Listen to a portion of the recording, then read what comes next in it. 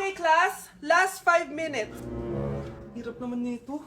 Be, ano sagot sa number 10? Huwag kang mangopya sa akin, Samantha. Mapapagalitan tayo kay ma'am. Tamot mo naman. Ayaw mo akong pakopyahin, ha? Bilisan nyo, class. 1 minute na lang. Ma'am, nangongopya po si Scarlett sa akin, no? Ang pakasinungaling mo, Samantha. May nangongopya pala dito. Bagsak ka na sa akin, Scarlett. Apakasama talaga ng ugali mo, Samantha. Nay! O anak, anyari sa'yo? Binagsak ako ng teacher ko. Naniwala kasi siya kay Samantha na nangopya daw ako. Totoo ba yun, Scarlett? Hindi, Nay. Siya talaga yung nangopya sa akin. Walang iya yan, ah. Humanda siya sa akin. Tara, anak. A few moments later. Ma'am, bakit niyo po kami pinatawag dito? Eh, kasi yung anak mo, sinungaling. Siya naman talaga yung nangopya kay Scarlett, eh. Hindi po totoo yan. Para malaman natin kung sino nagsasabi ng totoo sa inyong dalawa, mag-quiz na lang kayo ulit. Patay ako nito. Humanda ka ng mapahiya, Samantha. Okay, time's up. Pass your papers. Scarlett, naka-perfect ka. Yes, talino talaga ng anak ko. Samantha, wala kang tamang sagot. Ikaw talaga ang totoong nangongopya. Nakakahiya ka, Samantha. Humanda ka sa akin sa bahay. Tara! Huwag po, Nay! Okay, class, let's start. Scarlett? Sorry po, ma'am. Late po ako. Ay, bawal na pumasok kapag late. Doon ka sa labas. Hintayin mo matapos yung subject ko. Ma'am, pero... Labas! Pinahiya mo ko, 5 minutes nang late si ma'am. Sorry class, na late ako. Start na natin discussion, ha? Ay, hindi, ma'am. Kapag na late na, bawal na pumasok. Aba, sino nagsabi sa'yo niyan? Ikaw po, ma'am. Kapag kami nalilate, bawal, hindi na papapasukin. Pero kapag kayo, pwede, okay lang. Ang unfair. Classmates, mag-party tayo dahil hindi na magtuturo si ma'am. Scarlett! Scarlett! Ano, may sasabihin ka ba? Wala po, ma'am. Buti po nakadating pa rin po kayo kahit na late. Okay, class, let's start. At dahil maraming hindi nakasagot ng full name ko, iibahin ko yung mga tanong. Salamat naman. Number 1, 2 plus 2. Yes, may tamang sagot na ako. Number 2, what is the powerhouse of the cell? Ang dali naman. Makaka-perfect ako. Number 3, ano yung pangalan ng crush ko nung elementary pa ako? Ano na naman yan? Kung nakikinig talaga kayo, alam nyo kung sino yung crush ko. Aba ma'am, akala bang iibahin mo yung mga tanong? Bakit may mga ganyang tanong na naman? Malamang, para makasigurado ako na nakikinig talaga kayo. Wala namang may paki kung sino naging crush mo na elementary ka, ma'am. Wala namang may alam yan eh. Ma'am, alam ko po kasi sino yung crush nyo. Nakikinig po ako sa kwento mo. Buti pa si Michael, nakikinig. Di kagaya ng iba dyan. Sige, perfect ka na, Michael. Yes! Makinig din kasi kayo sa kwento ni ma'am. Number 4, sino yung pinsan ng kapatid ng lola ko na tita ng mama ko na pamangkin na ate ko? Bagsak na naman ako! Uy, be, gala naman tayo minsan. Punta tayo Tagaytay. True, be. Ang ganda ng bagong bukas na coffee shop doon. Ang sarap mag-story. Tara na, pwede ako bukas. Tara na! Mga 5:30 AM kita na tayo sa bus station, ha? Baka drawing na naman to, ha? Matutuloy yan, be. Nakapag-alarm na nga ako, eh. Gigising ako, promise. Masa na ba yung mga yun? 6 AM na! Oh, alas na tong bus papuntang Tagaytay, ha? Puro kayo drawing, ha? Teka lang. Ito ba yun? Ano ba yun, be? Bakit ka tumatawag? Ano na, be? 6 AM na. Akala ko mapupunta na Tagaytay. Hindi ako pinayagan eh, sorry, be. Hindi ka pinayagan o tinatamad ka lang? Baka gusto mo sabihin ko sa nanay mo na 3 subject yung bagsak mo. Ito na nga, be. Maliligo na ako. Wait mo lang ako, ha? Ay, yung isa pa. Hello, be. Di ako makakapunta, may sakit ako. Sakit. Lalong lalala yung sakit mo, be, kapag nalaman ng nanay mo na boyfriend mo yung anak ng kaaway niya. Ay, be, magaling na pala ako. Nakakalakad na ako. 5 minutes nandyan na ako, ha? Madali lang pala kayo kausap, eh. Let's go, Tagaytay!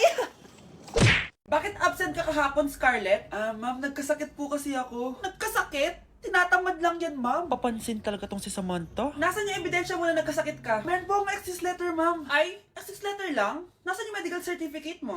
Medical certificate, ma'am? Hindi naman po pumunta ng doktor. Oh, paano ko malalaman na totoong nagkasakit ka? Ito po, ma'am, yung chat namin ng nanay ko. Ito po, ma'am, picture po ng thermometer na ginamit ko.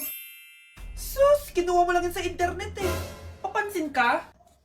Kulang sa pansin eh. Ay, hindi ko tatanggapin yan, be. Hindi kita i-excuse. Dapat medical certificate yung ibigay mo sa akin. Aba, ma'am, kailangan ka pang nagkakasakit, may medical certificate agad? Paano kung masakit lang yung katawan? Paano kung masakit lang yung puson? Kailangan mo agad ng doktor? Hindi kami mayaman, ma'am. Nay, gusto ko daw makilala ng jowa ko. Sige anak, papasukin mo. Sige, Nay. Babe, pasok ka. Halika kayo, kumain muna kayo. Babe, kain ka na. Anong pangalan mo, iho? Anak, hindi ba to nagsasalita? Baka nahihiya lang yan, Nay. Ikaw talaga, babe. Sige, kain na kayo.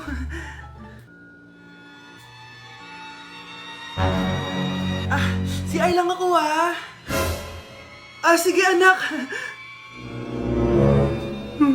Anak, matagal ka pa ba? Sabi ko na multo ka eh. Halika dito. Anak! Bakit ka tumatakbo, Nay? Yung jowa mo! Multo siya! Pinagsasabi mo dyan, Nay! Anak, tingin ka sa likod. Ay, Mare! Nay! Umalis na tayo dito! Tara na, anak!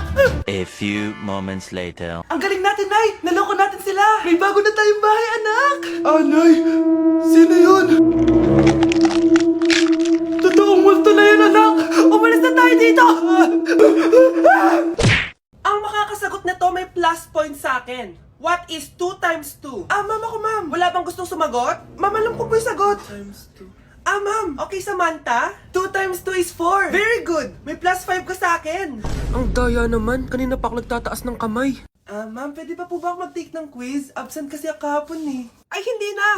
Absent pa more! Tatamad-tamad ka kasi mag-aral! Nagkasakit po kasi ako, ma'am. Oh, anong gagawin ko? Ma'am, pwede ba ako mag-quiz kahit absent din ako kahapon? Oo naman. Ito, magsimula ka na. Thank you po, ma'am. Bakit siya pwede mag-quiz, ma'am? Bakit? May problema ka ba? Oo, may problema ako. Favoritism ka. Palagi na lang sa Samantha yung binibigyan mo ng chance. May galit ka ba sa akin, ma'am? Sabihin mo. Hindi ako galit sa'yo. Pero sa nanay mo, oo! Wag na wag mong dadama yung anak ko sa problema mo sa akin! Nay, anong meron? Yang nanay mo, pabida! Dapat ako yung top 1 ng high school kami. Alam naman natin dalawa na deserve ko talaga maging top 1. Hindi kagaya mo, binabayaran yung school para tumaas ang grade. Totoo ba yun, Nay? Sinungaling ka! Mana ka naman para sa nanay mo, Samantha! Nga pala, alam na ng principal yung pagiging favoritism mo. Good luck na lang sa'yo, Guys, announcement! Hindi daw papasok si ma'am. Yes! Wala kaming gagawin! True! Huwag muna kayo magsaya. May iniwan siya activities. Hala! Magsulat daw tayo ng essay sa yellow pad, back and forth. Essay na naman? Tapos di naman babasahin ni ma'am. Te, yung research natin. Asan na yung bag mo dun? Tigilan mo muna ako, be. Absent nga si ma'am, di ba? Mag-absent ka na din, te. Kung tamad ka mag-aral. Ang laki ng ano niya, pre, Oo nga, pre. Kita niyo ba yan? Aba, ano yung pinapanood nyo, wala to. Ba't ka ba nakikialam? Loko kayo, Magsusumbong ako kay ma'am. Di magsumbong ka. Pwede rin. Be, tara, uwi na tayo. Wala naman si ma'am, Tara, di naman nila mapapansin yan. Hoy, saan kayo pupunta? Cleaners kayo, di ba? No, dyan lang kami sa kantin, Oo, sa kantin lang kami. Be, di ako bingi. Dito lang kayo. Maglilinis pa kayo. Babe, TikTok tayo. Sige, babe. Uy, sana all. Ang hirap naman ng step. Di kayo na masaya. Magbe-break din kayo. Dito pa kayo naglandian, Humanda kayo kay ma'am. Good morning, class. Sorry, absent ako kahapon. Ay, hindi. Nasa excuse letter mo, ma'am. Ha? May pinagsasabi mo, Scarlett. Di ba kapag absent kami, hinihingan mo na kami ng excuse letter? Nasaan yun sa'yo?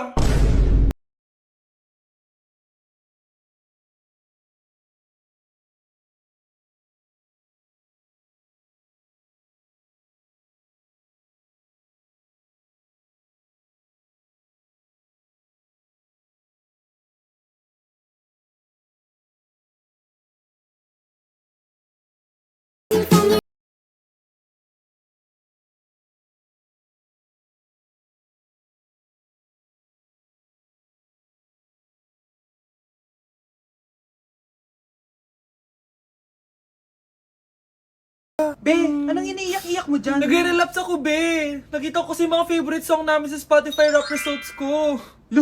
OA mo, be. Okay, class. Kanina notebook to? Hala, diary ko ba yun? Sige, tatapon ko na to. Total, wala naman may-ari sa inyo, Ma'am, wait! Diary ko po yan. Oh, Scarlett. Pwede mo bang basahin sa buong klase kung anong laman ng diary mo? Babasahin? Ma'am, nakakahiya. Go, Bes! O, ganito, Scarlett. Pag binasa mo yan, may plus points ka sa akin. Sige na nga, para sa plus points. Dear Diary, niligawan ako ng crush ko. Para ako nasa movie at kami yung bida. Siri, play Snow on the Beach. Yee! Ang harot kaya pala may Taylor Swift ka sa Spotify rap mo Ano ba? Ito na nga, next na. Dear Diary, nagselo siya sa boy best friend ko. Gusto niya na makipaghiwalay sa akin. Hindi ko kayang mawala siya. I will die for you. OMG! Hula ko. Nasa Spotify rap pa si The Weeknd, no? Eto na nga. Medyo masakit to. Dear Diary, balita ko, may bago na siyang girlfriend. At yung best friend ko pa yung bago niya. Paano nila nagawa sa akin to? Parehas silang traitor. Hala, okay lang yan, bes. Kaya, ayun. Nasa top song ko yung Kill Bill ni SZA. Magre-relapse na yan! Tumigil nga kayo! Class, tumigil na! Hello ma'am. Sorry I'm late. Nga pala, class. May bago pala kayong kaklase. Dear Diary, eto na ba yung binigay ng universe para sa akin? Hi classmates, my name is Jake. Ang pogi ng pangalan tapos ang tangkad niya pa. Siya na talaga yung para sa akin. And sa mga nagtatanong, may jowa na po ako. And 3 years na po kami. Dear Diary, suko na ako. Ayoko na magjowa. Mamamatay na lang talaga akong single.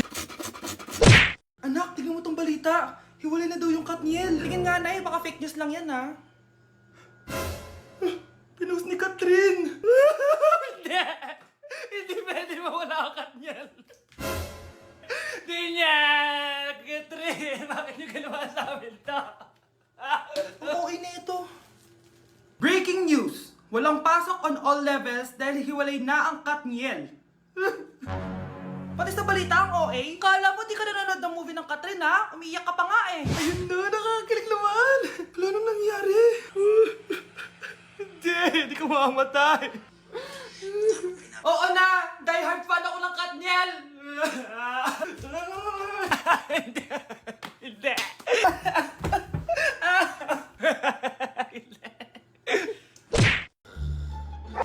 Anak, gumising ka na. Pasko na. Pasko na agad. Oo, bumaba ka na doon. Nandito na mga tita mo. Sige po, Nay. A few moments later. Hi, Mare! Merry Christmas! Merry Christmas po, tita. Eto na ba yung anak mo, Mare?